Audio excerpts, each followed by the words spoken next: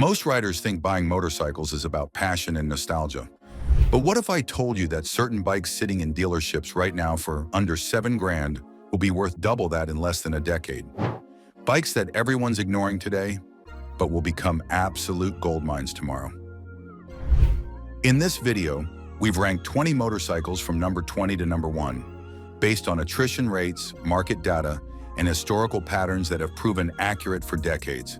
And trust me, the top pick is already appreciating faster than most riders realize. From super sports being destroyed on track days to V-twins from defunct brands, these bikes are positioned for massive value spikes. And here's the kicker.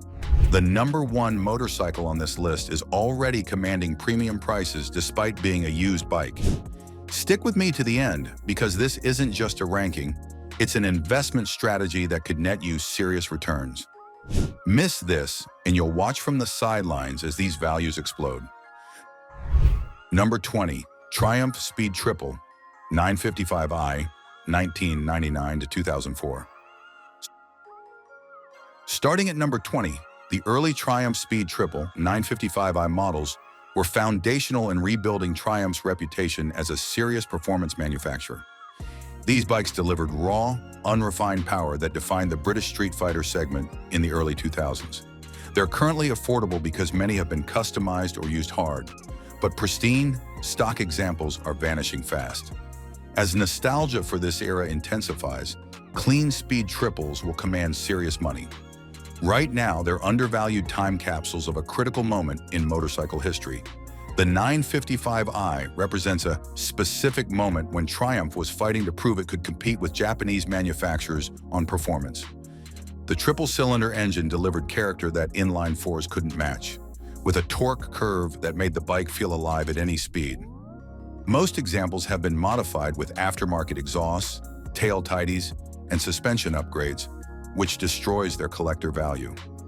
The bikes you want are bone stock, with original fairings, original exhaust systems, and low mileage.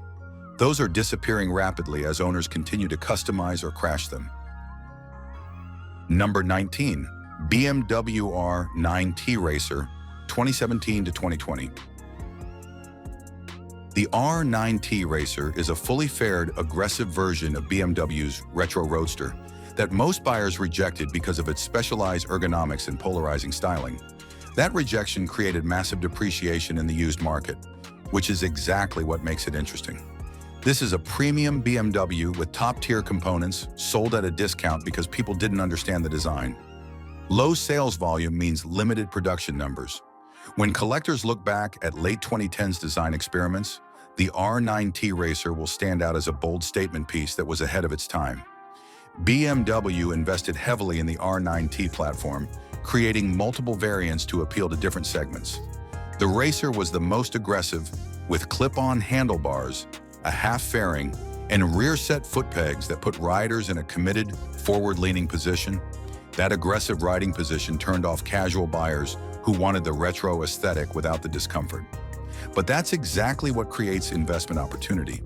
The Racer is the purest expression of BMW's retro performance concept, and its low sales numbers ensure it will be rare. As the R NineT platform gains recognition, the Racer variant will command the highest premiums. Number 18, Ducati Scrambler Cafe Racer, 2017 to 2019. The Ducati Scrambler Cafe Racer had a short production run, which is the first sign of future collectability. This variant tried to capture the retro trend with specific, highly styled aesthetics, but it never caught on with the masses. Short-lived models from premium brands always appreciate once they're discontinued. The market rejected it initially, keeping prices low. But scarcity is scarcity, and Ducati's brand cachet ensures that unique models eventually find their audience. As the Scrambler line evolves, early variants like the Cafe Racer become historical footnotes worth preserving. The Cafe Racer featured clip-on bars, a small bikini fairing, and a distinct racing stripe that divided opinion. Ducati was betting that buyers wanted a sportier Scrambler, but the market didn't respond. Production numbers were low, and the model was quickly discontinued in favor of more popular variants. That short lifespan creates inherent collectability. Ducati has a history of limited production models appreciating significantly, and the Cafe Racer fits that pattern perfectly. Right now, you can find these bikes at depressed prices because the market views them as failed experiments. That perspective will shift dramatically once they're recognized as rare first-generation Scrambler variants. Number 17, Honda CB1000R Black Edition 2018 plus Neo Sports Cafe. Honda's Neo Sports Cafe design language divided opinions, which hurt initial sales of the CB1000R. The Black Edition took that concept even further with dark-on-dark aesthetics that appealed to a narrow audience. But underneath the controversial styling sits a superbike-derived 998cc inline-4 engine with forged pistons, Showa suspension, and radial-mounted calipers. This is high-specification machinery sold at a discount because the design didn't resonate immediately. Limited production combined with premium components positions the Black Edition as a design icon of the late 2010s. Once the aesthetic controversy fades into admiration. Number 16, Suzuki Katana 2019 plus generation. The modern Suzuki Katana is built on the proven GSX-S 1000 platform, but wears bodywork that split the motorcycle community down the middle. The styling is a nod to the revolutionary 1981 original, which also faced criticism before becoming a legend. History is repeating itself. The polarizing design has kept values depressed, allowing smart buyers to acquire a capable, well-engineered bike at a fraction of what it should cost. When the design matures and gains acceptance, the new Katana will be recognized as a bridge between generations, and values will adjust accordingly. Number 15, Harley-Davidson Sportster, air-cooled models, pre-2022. Harley-Davidson killed the air-cooled Sportster, which means the supply is finite. There's no modern replacement for this small, affordable American cruiser, and that creates inevitable demand pressure. Most Sportsters have been heavily customized or crashed, which makes finding a low-mileage, completely stock example increasingly difficult. Originality will be king. As the years pass and the air-cooled Sportster fades into history, collectors will pay premium prices for bikes that represent the model in its purest, unmodified form. The window to acquire one cheaply is closing fast. The Sportster has been in production since 1957, making it one of the longest-running motorcycle models in history. That longevity created massive production numbers, which typically works against collectability. But the Sportster's accessibility made it a favorite for customization. Walk into any custom shop, and you'll see Sportsters chopped, bobbed, and modified beyond recognition. The irony is that customization destroys the bikes collectors will want. Stock Sportsters with original paint, original exhaust, and low mileage are already scarce. As Harley transitions to liquid-cooled engines and the air-cooled era ends permanently, demand for original examples will surge. The investment play is simple. Find the cleanest, most original Sportster you can, and wait. Number 14, Suzuki TL1000R 1998 to 2003. The TL1000R is the race-bred variant of Suzuki's controversial V-twin sport bike. While it lacks the infamous Widowmaker reputation of the S model, it benefits from superior engineering, forged pistons, higher compression, beefier transmission bearings, and improved oiling. The TL1000R represents a stealth investment for collectors who prioritize mechanical longevity over notoriety. The desirable 90-degree V-twin architecture delivers character that modern bikes can't replicate. As V-twin sport bikes become extinct, the R model will emerge as the refined choice for enthusiasts seeking performance and reliability in equal measure. Number 13, Suzuki TL1000S 1997 to 1999. Speaking of notoriety, the TL1000S earned the nickname Widowmaker due to early chassis flaws, particularly the problematic rotary rear damper. Pre-1998 models also suffered from weak output shaft bearings that could crack the engine case. That reputation has kept values low, but cult status is building. The TL1000S was named International Motorcycle of the Year in 1997 for good reason. Its aggressive 90-degree V-twin delivered thrilling, hooligan-like performance. Investment-grade examples are those with aftermarket fixes like Öhlins rear dampers, which address the original flaws while preserving the bike's wild character. Storytelling value alone will drive future appreciation. If you're enjoying this breakdown of undervalued motorcycles, make sure you're subscribed. We're covering investment strategies and market analysis that most channels ignore, and you don't want to miss what's coming next. Number 12. Buell XB12R, Lightning and XB12S, 2004 to 2010. The Buell XB12 variants represent the higher torque evolution of Eric Buell's radical engineering philosophy. These bikes are intrinsically scarce because Buell is defunct. Many units have been crashed or neglected, and the ones remaining are often worth more parted out than complete. That extreme parts scarcity guarantees that surviving, functional examples will become highly valuable.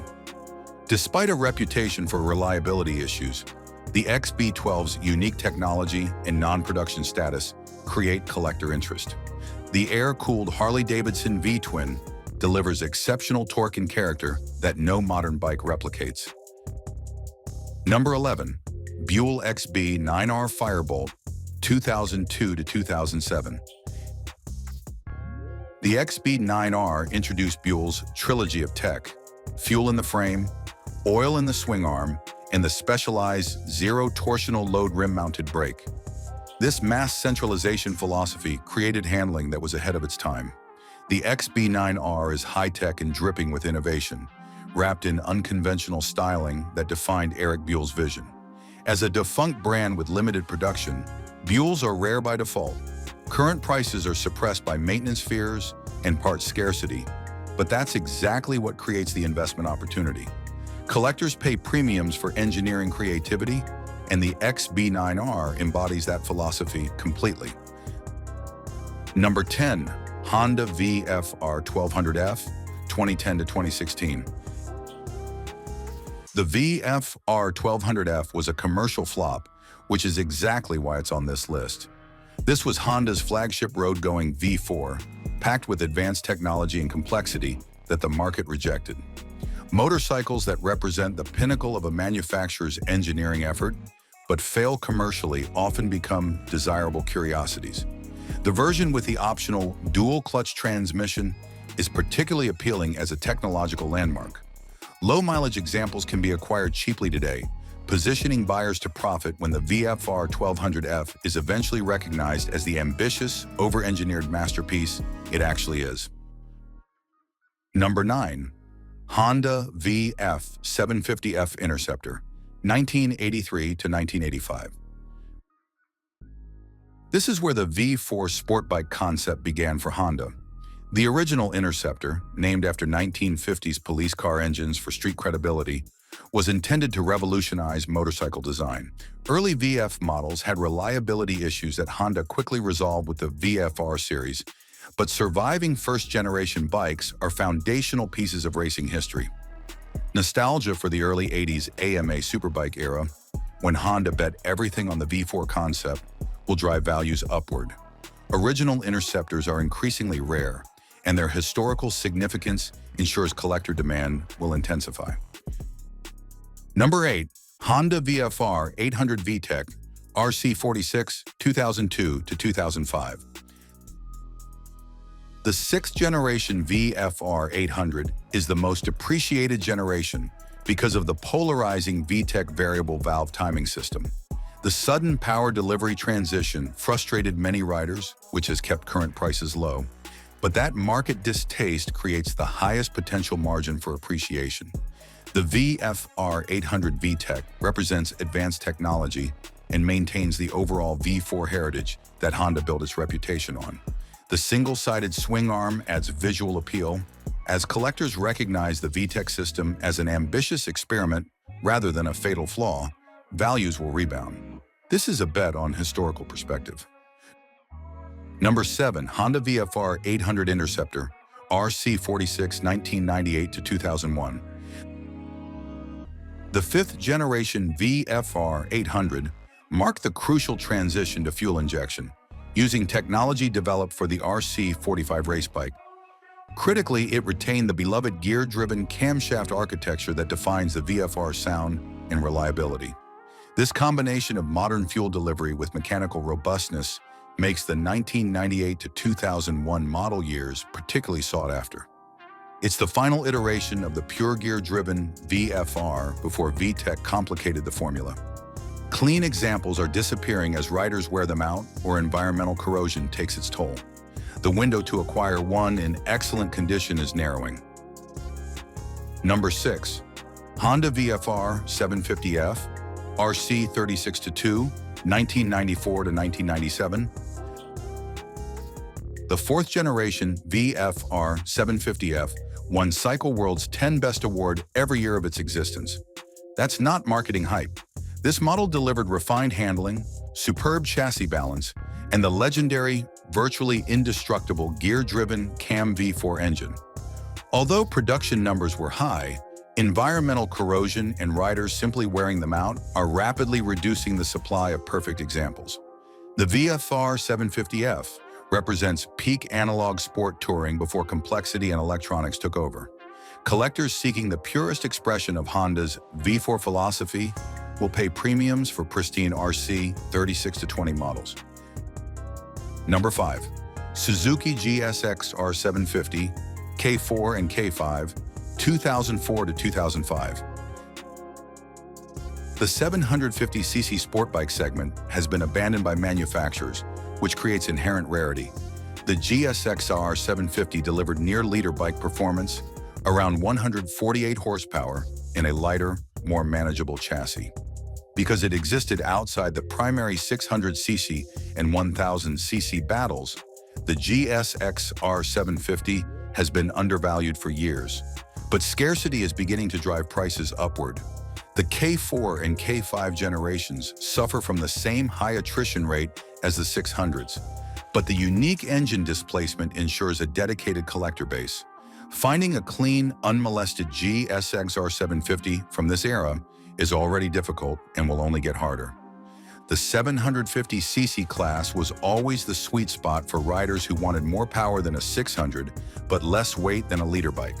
The K4 and K5 GSX-R750 represented the peak of that philosophy, with a screaming inline 4 that delivered genuine superbike performance in a chassis that was manageable and confidence-inspiring. Most examples have been consumed by track days, crashed on the street, or modified beyond recognition. The stock bikes that remain are increasingly valuable because the 750cc segment is dead and will never return. Manufacturers have abandoned the displacement entirely, focusing on 600s and 1000s that fit racing regulations.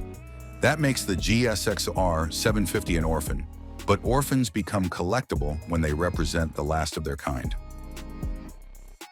Number 4. Kawasaki ZX-6R636 B1 and C1, 2003 to 2004. The Kawasaki ZX-6R636 is a historical outlier because of its unique 636cc displacement.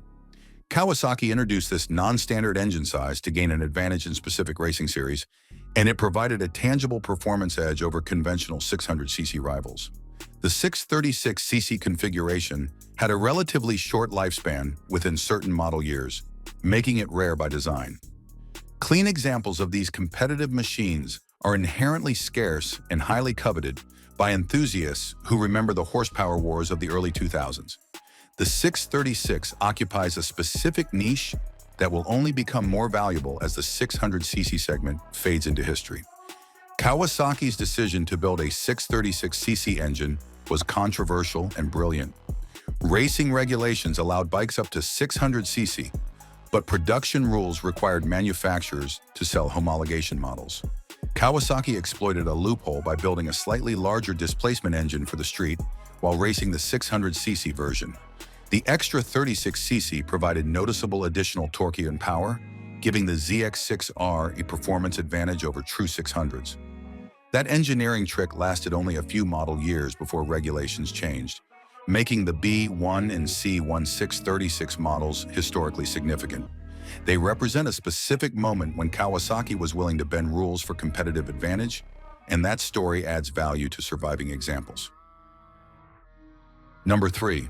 Suzuki GSX-R600 K4 and K5, 2004 to 2005. The K4 and K5 GSX-R600 models are celebrated for sharp handling and affordability, which made them favorites for track use. That popularity subjected them to an exceptionally high rate of destruction and modification. Finding an unmolested, factory-standard K4 or K5 is becoming increasingly difficult. Suzuki provided value-for-money performance by not updating these bikes frequently, but that affordability led to widespread consumption by the racing community. Appreciation here is driven by the physical disappearance of stock examples. Clean GSX-R600s from this generation will command serious money as collectors seek the purest iterations of mid-2000s supersport performance. The K4 generation introduced a completely redesigned chassis and engine that set new standards for 600cc performance. The K5 refined that formula with minor updates, creating what many consider the definitive GSX-R600. These bikes were affordable when new and remained cheap on the used market, which made them perfect for novice track riders and aggressive street enthusiasts. That accessibility ensured high attrition through crashes and mechanical failures from inexperienced owners. The bikes that survived were often modified with aftermarket exhaust systems, suspension upgrades, and track fairings. Stock examples with original components are genuinely rare, and collectors who want authentic mid-2000s supersport bikes are driving values upward rapidly. Number 2. Honda CBR 600RR 2013 to 2018. The Honda CBR 600RR is arguably the most competent and refined 600cc supersport of its era. Honda's reputation for durability makes finding a well-maintained example statistically easier than rival models, but that advantage is fading. The ideal investment target is the final pre-2024 incarnation, specifically the 2013 to 2018 refresh featuring Showa big piston forks and distinct styling updates. This represents the ultimate analog evolution of Honda's middleweight racer. As modern sport bikes become increasingly reliant on electronic rider aids, the CBR 600RR's purity will be highly desired by collectors seeking the classic 600cc inline-4 format in its most refined form. Honda approached the CBR 600RR with typical engineering conservatism, refining and perfecting rather than revolutionizing. The 2013 refresh updated suspension with Showa big piston forks that improved damping performance and styling changes modernized the appearance. But the fundamental formula remained unchanged. A high-revving inline-4 engine producing around 120 horsepower, wrapped in a lightweight chassis with precise handling. The CBR 600RR doesn't have the raw aggression of the R6 or the value proposition of the GSX-R, but it delivers consistent, reliable performance that builds confidence. Honda's quality control means these bikes don't break, which encourages owners to ride them hard and accumulate miles. Low-mileage examples with pristine condition are already commanding premiums, and that trend will accelerate as the 600cc segment disappears entirely. Number 1. Yamaha YZF-R6 pre-2017 analog models. The R6 is the ultimate attrition play. This is a highly focused, track-capable machine that has been constantly consumed by the racing community. Continuous demand for R6 parts to repair track machines, combined with the gradual disappearance of clean road-going units, ensures future rarity. Models from the 2006 to 2007 generation and the subsequent 2008 to 2016 model years represent peak analog performance before major industry shifts toward comprehensive electronic rider aids. The R6 already commands relatively high prices for a used 600cc bike, confirming the scarcity factor is real. As emission standards tighten and the 600cc segment dies, pristine R6s will become icons of the supersport era. The R6 has always been the hardcore choice in the 600cc class, prioritizing track performance over street manners. The engine makes peak power at stratospheric RPM, requiring aggressive riding to access full performance. That focused nature made the R6 a favorite for track days and club racing, which subjected thousands of bikes to crashes, mechanical stress, and eventual retirement. Yamaha sold massive quantities, but attrition has been equally massive. Finding a stock R6 with low miles, no crash damage, and original bodywork is already difficult. The bikes that do surface command premiums that seem irrational for a used 600cc sport bike until you recognize the scarcity factor. The 2006 to 2007 generation introduced fuel injection and a chassis redesign that created the definitive R6 formula. The 2008 to 2016 models refined that platform into the ultimate expression of analog supersport performance. These bikes represent the peak of a segment that no longer exists, and collectors are recognizing that significance with their wallets. Before you invest in any of these bikes, understand the hidden costs. Check out my video on 15 motorcycles that you can buy without hesitation in 2025, where I break down the bikes that won't land you in legal trouble or financial ruin.